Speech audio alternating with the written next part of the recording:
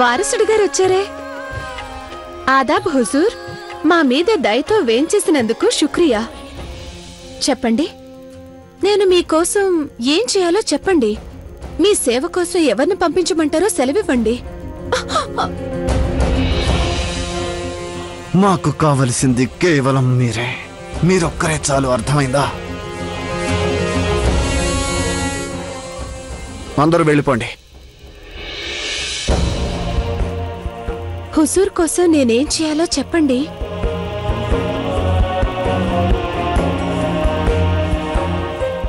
మాకు కావలసిందల్లా కేవలం సుఖవంతమైన నిద్ర మాత్రమే. పోయినసారిలా మీకు కోపం రాదు కదా? అదేం లేదు. ఆ రోజు మేము ఎంతగానో ఆవేశపడిపోయాం. అందుకు మమ్మల్ని క్షమించమని కోరుతున్నాం.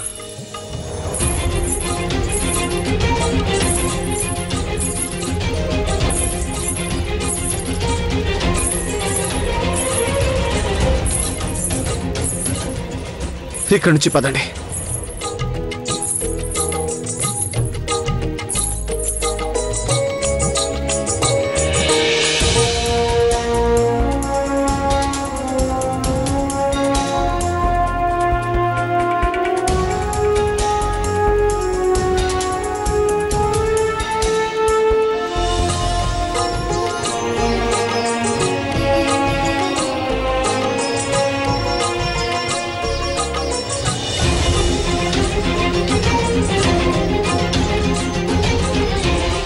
ఏమైంది రాకుమారా? గజ్జల మూతంటే మాకు ఏమాత్రం ఇష్టం ఉండదు. అది అంటే మాకు అసహ్యం. వెళ్ళండి, ముందు ఆపేసేయండి. ఇక ఈ అభ్యాసం ఆపండి. నాతో ఇప్పుడొక అతిథి ఉన్నారు. వారికి మోత వినడం నచ్చడం లేదు. మిగతా అభ్యాసం రేపు చేసుకోవచ్చన్నారు. అలాగే ఆపా.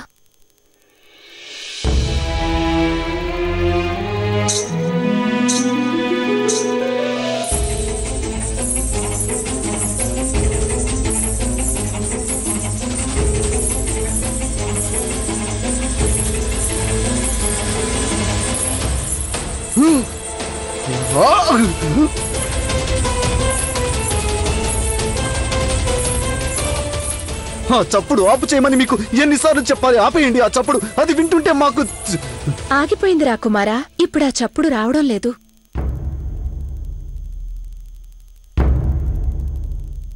ఇక మీరు వెళ్ళిపోండి. మేము ఒంటరిగా ఉండదలిచాం. చిత్తం.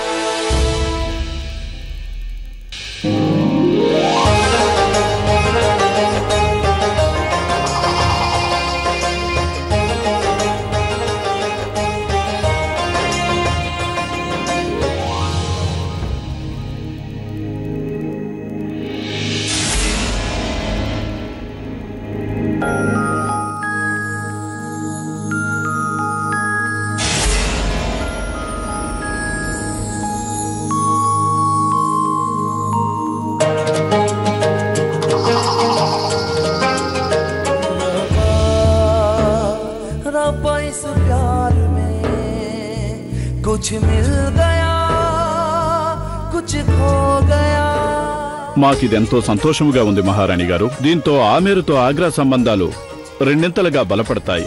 నిజమే మహారాణి గారు. నేనింతవరకు నమ్మలేకపోతున్నాను. ఇదంతా ఇంత త్వరగా జరగడం నమ్మశక్యంగా లేదు. ఆమేరు నుంచి బంధువుల్ని కూడా వచ్చేయమని కబురు పెట్టాం. వాగ్దానం తంతు వేళకి వాళ్ళిక్కడికి వచ్చేస్తారు. కానీ ఈ ఆనవాయితీకి జలాల్ రాగలుగుతాడని నాకు నమ్మకంగా లేదు. అయితే నిశ్చితార్థం వేళకి తప్పకుండా తనిక్కడుంటాడు. ఇంతకీ ఈ వాగ్దానం తంతేమిటి?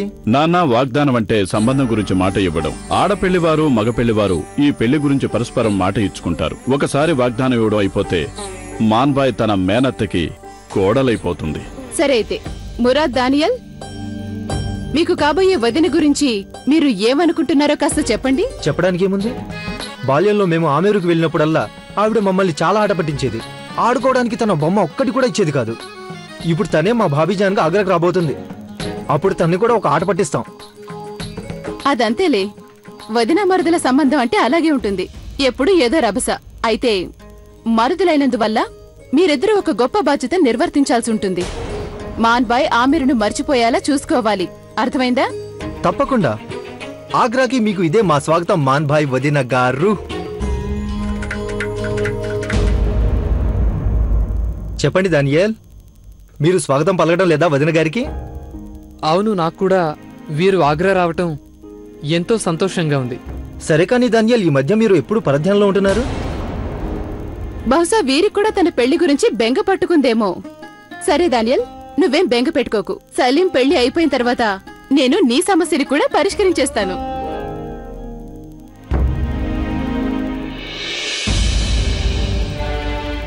మాకు ఏది బాగుంటుందో ఏది బాగుండదో మాకు బాగా తెలుసు రాజమాత గారు. కానీ మా జీవితానికి ఏది మంచిదో అది నిర్ణయించే హక్కు ఎవరైనా తీసుకుంటే అది మాకు ఇష్టం ఉండదు. అమ్మీజాన్, ఇక నాకు సెలవిప్పించండి. వెళ్ళి వాగ్దానపు సన్నాహాలు చేసుకోవాలి. ప్రణామాలు.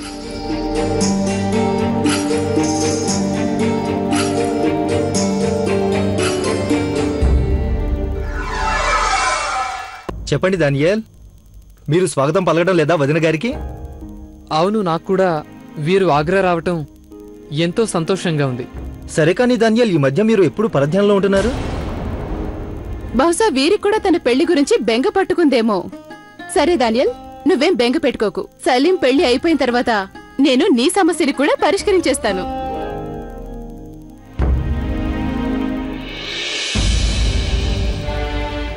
మాకు ఏది బాగుంటుందో ఏది బాగుండదో మాకు బాగా తెలుసు రాజమాత గారు.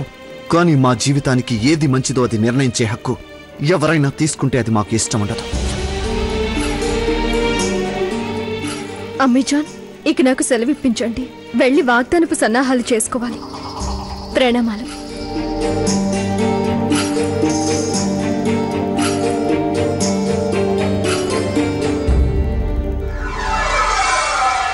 జోదా, కొంచెం ఆగు. దేనికో ఆందోళన పడుతున్నట్టున్నావు? నేను ఆలోచిస్తున్నది ఏంటంటే, చేయవలసిన ఏర్పాట్లు ఎన్నో ఉండగా షహీన్షా ఇంకా తిరిగి రాలేదే అని. మీ అన్నయ్యని నేనుండగా వీటన్నిటి గురించి నీకెందుకు ఆందోళన? నేనున్నానుగా, అన్నీ నేను చూసుకుంటాను. నువ్వు ఈ వివాహం విషయంలో నిశ్చింతగా ఉండు. అలాగే. ప్రణామాలు.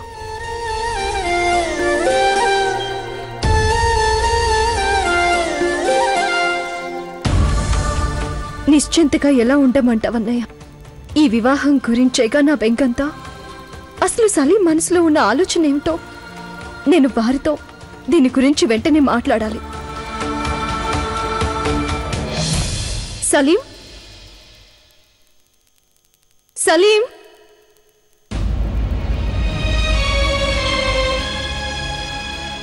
చూడు, సలీం రాకుమారుడు ఎక్కడున్నాడో తెలుసా?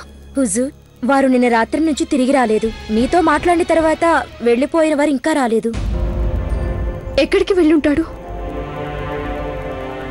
ఎక్కడికి వెళ్లారో నీకేమైనా తెలుసా? దయచేసి క్షమించండి, వారు ఏమీ చెప్పకుండానే వెళ్లిపోయారు.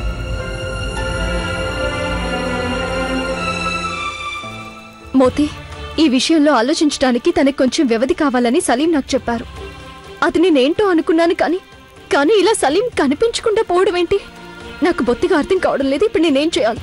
ఒక వంక ఆమెరు నుంచి మాన్ బాయికి సలీం పెట్టే ఉంగరం రాబోతోంది.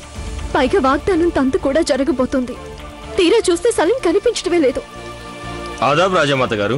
సలీం ఎక్కడున్నాడో తెలుసా? దాసు చెప్పిన ప్రకారం నిన్న రాత్రి నుంచి వారు తన గదిలో లేరు. కుతుబ్, నీ మొహం చూస్తే దీని గురించి నీకు తెలుసనిపిస్తుంది. చెప్పు, సలీం ఎక్కడున్నాడు? అదేంటంటే రాజమాత, దయచేసి త్వరగా చెప్పు కుతుబ్. సలీం రాకుమారుడు ఎక్కడున్నారు? నాకు ఆందోళనగా ఉంది.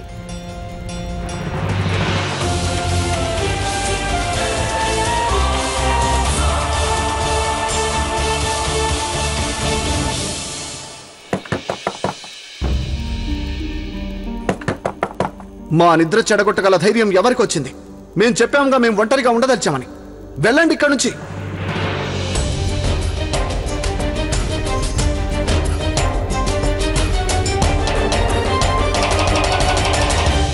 ఎవరు మీరు?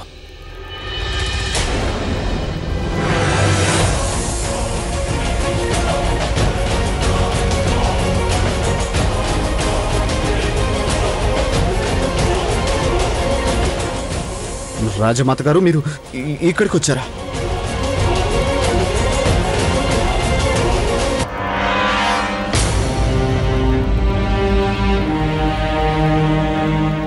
మీకు సిగ్గు అనిపించలేదా సలీం? సామ్రాజ్యానికి వారసుటై ఉండి కాబోయే షహిన్షాయి ఉండి రాత్రంతా ఇలా నాట్యగత్తెలతో గడుపుతారా మీరు? అక్కడ మీకోసం కాబోయే అత్తారింటి అతిథులంతా మహల్లో వేచి ఉండగా ఇక్కడికొస్తారా మీరు? పదండి ఇక్కడి నుంచి, పదండి.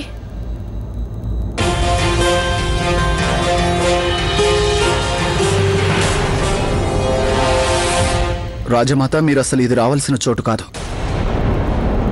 ఈ చోటు అంత మంచిది కాదు. కానున్న షహిన్షా అయినా మీరే ఇక్కడికి వచ్చినప్పుడు నేను మాత్రం ఎందుకు రాకూడదు? ముందు పదండి ఇక్కడి నుంచి. అక్కడ మహల్లో అందరూ ఎప్పటి నుంచో మీకోసం ఎదురు చూస్తున్నారు. పదండి. మేము పెళ్లి చేసుకోవడానికి సిద్ధంగా లేవని ఇంతకు ముందే మీకు చెప్పేశాం. కానీ ఇక్కడ ఇలా రాత్రులు నాట్యగతులతో గడపడానికి సిద్ధపడ్డారా మీరు? ఇప్పుడు ఇలా వాదించడం వల్ల ఎలాంటి ప్రయోజనం ఉండదు. ముఖ్యమైనది ఏమిటంటే ప్రస్తుతం మేము పెళ్లి చేసుకోదలుచుకోలేదు. అలా మీరు నిర్ణయించుకుంటే ఏం జరుగుతుందో తెలుసా మీకు సలీం? మాన్ బాయ్ జీవితం బతుకుండగానే నరకప్రాయం అయిపోతుంది. ఈ సామ్రాజ్య వారసుడే తనతో పెళ్లి సంబంధం తిరస్కరిస్తే ఇక తనని ఎవరు పెళ్లి చేసుకోరు. నేనిప్పుడు తల్లిగా మీ ముందుకి రాలేదు సలీం. నేను ఒక స్త్రీగా మీ ముందు నిలబడున్నాను. వేరొక స్త్రీ బాధ గుర్తించగల స్త్రీగా వచ్చాను నేను ఇక్కడికి. ఈ రోజు వరకు ఆడవారి గౌరవ ప్రతిష్టల కోసం నేను ఎప్పుడూ పాకులాడుతూనే వచ్చాను. అలాగే ఇప్పుడు కూడా స్త్రీల గౌరవం కోసం నేను ఎంత దూరం వెళ్ళడానికైనా సిద్ధంగా ఉన్నాను. సలీం, నీ లోపల ప్రవహిస్తున్నా బాబరు వంశపు రాజపుత్ర వంశపు రక్తం ఇంకా ఎండిపోకపోతే, నువ్వు నిజంగా స్త్రీలను గౌరవించేవాడివి అయితే, రాజవంశపు వాగ్దానాన్ని నిలబెట్టేవాడివి అయితే నువ్వు వచ్చి తీరాలి. నేటి సాయంత్రం లోపల వాగ్దానపు తంతుకి నువ్వు హాజరవ్వాలి. లేదంటే మాన్ బాయ్ సంగతి అలా ఉంచు. నేను కూడా నేను ఎన్నటికీ క్షమించబోను. నేను నీకు తెలియచేస్తాను. గౌరవానికి అర్థం తెలిసేలా చేస్తాను.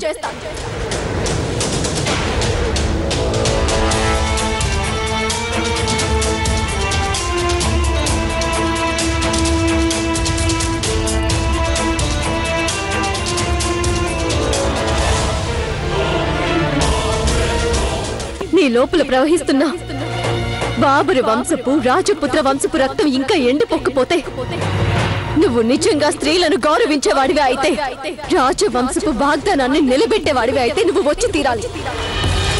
నేటి సాయంత్రం లోపల వాగ్దానపు తంతుకి నువ్వు హాజరవ్వాలి. లేదంటే మాన్ బాయ్ సంగతి అలా ఉంచు. నేను కూడా నేను ఎన్నటికీ క్షమించబోను. నేను నీకు తెలియచేస్తాను. గౌరవానికి అర్థం తెలిసేలా చేస్తాను.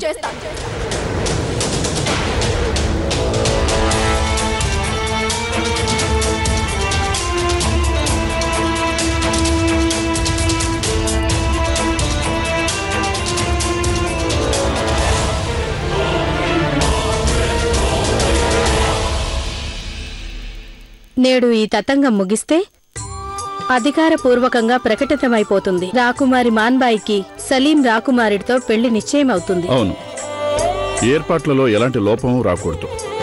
మీరేం కంగారు పడకండి. అన్ని ఏర్పాట్లు నేనే స్వయంగా చూసుకుంటున్నా. షహిన్షా కూడా ఉండుంటే బాగుండేది. దానికేంలేండి, ఇది కేవలం వాగ్దానం తంతే కదా. షహెన్షా వచ్చిన తర్వాతే నిశ్చితార్థం జరుగుతుంది. సరే, ఇక వెళదామా?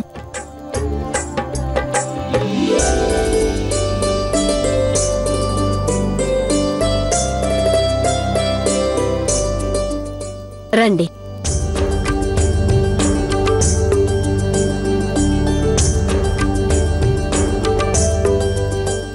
సలాం. సలాం రాజమాత గారు. ఇది చూడండి, మీరు కావాలని అడిగింది ఈ ఉంగరమేగా? అవును, ఈ ఉంగరమే. దీన్ని నేను ప్రత్యేకంగా మాన్బాయ్ కోసం తయారు చేయించాను. దీన్ని మాన్బాయ్కి సలీమే తొడగాలి. దీన్ని కూడా తాంబూలంతో పాటుగా పెట్టండి. అరే, జోధా కూడా వచ్చేసింది. ప్రణామాలన్నయ్య. ప్రణామాలు. ఎక్కడికెళ్ళావమ్మా జోధా? అదా, నేను ఏర్పాట్ల పనుల్లో మునిగిపోయాను. అవన్నీ తర్వాత చూసుకోవచ్చు. రా, కూర్చో. ఇది చూడు, ఈ ఉంగరాన్ని నేను ప్రత్యేకంగా మాన్బాయ్ కోసం తయారు చేయించాను.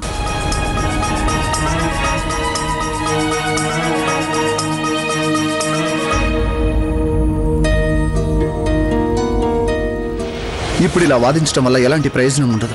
ముఖ్యమైనది ఏమిటంటే ప్రస్తుతం మేము పెళ్లి చేసుకోదలుచుకోలేదు.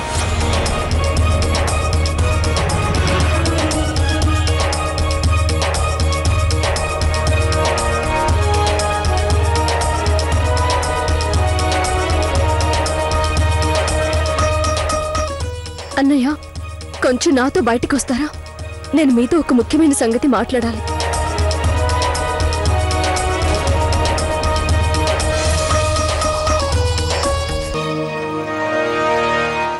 ఈ మాట నువ్వు తెలిసే అంటున్నావా జోదా? ఒక రాజపుత్ర వంశస్థురాలువై ఇదా నువ్వు చెప్పేది? అవునన్నయ్య, నేను కూడా ఒక ఆడదాన్నే. నేనిప్పుడే తెలుసుకోగలిగాను. మా అబ్బాయి సలీం మాన్బాయికి తగిన వరుడు కాదు అని గుర్తించాను. వాళ్ళిద్దరికీ వివాహం గురించి ప్రకటించిన సంగతి నాకు తెలుసు. బంధుమిత్రులంతా ఇక్కడికొచ్చారని కూడా తెలుసు. కానీ కేవలం వంశ గౌరవం కోసం నేను తెలిసి మాన్బాయిని నరకం పాలు చేయలేనన్నయ్య. నేను తనకి మేనత్తనే గాక ఒక స్త్రీగా కూడా తనకి మంచి జరగాలని కోరుకుంటున్నాను. తెలిసి నేను మాన్బాయి జీవితాన్ని చీకటిమయం చేయలేను. హఠాత్తుగా అసలు ఏం జరిగింది? రాత్రికి రాత్రే బయటపడిన సలీంలోని ఆ దుర్గుణం ఏమిటి? అదేంటంటే అన్నయ్య, సలీం నాట్యగత్తెలా గృహాలకి వెళుతున్నట్టు తెలిసింది.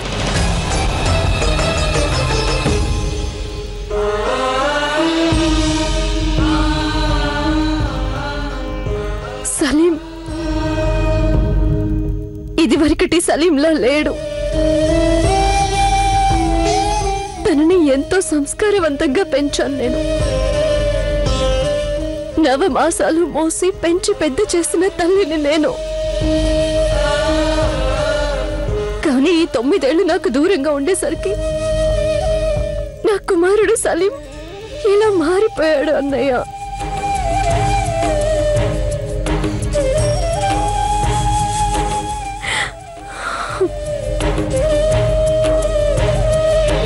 ఒకవేళ మాన్బాయి స్థానంలో వేరొక అమ్మాయి ఉన్నా సరే ఈ పెళ్లి గురించిన నా నిర్ణయంలో ఎలాంటి మార్పు ఉండదు అన్నయ్య. అలాంటిది తను నా మేనకోడలు.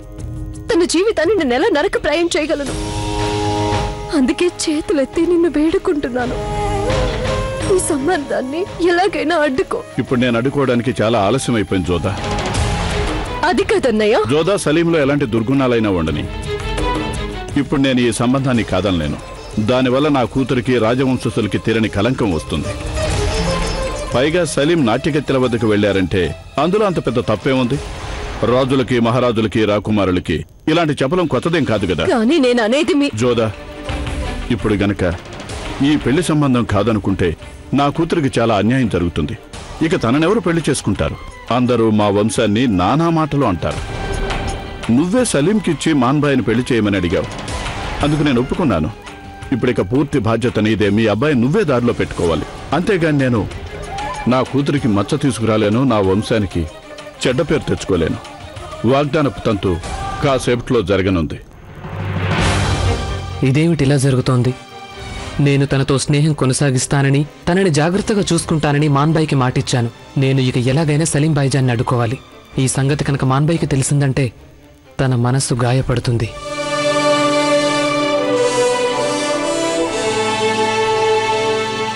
కొంచెం ఆగండి రాకుమారా. సలాం బాబాయ్.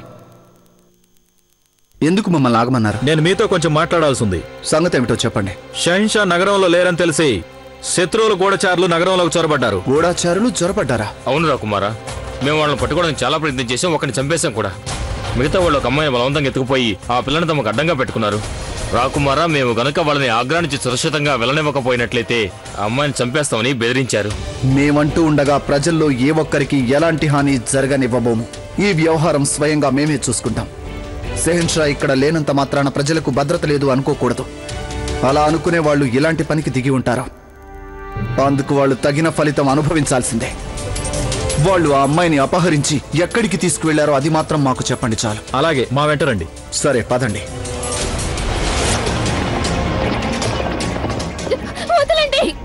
వదలండి, దయచేసి నన్ను వదలండి.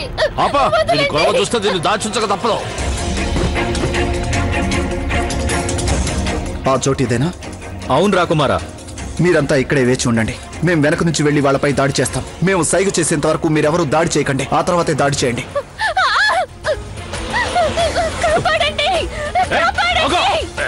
రక్షించండి.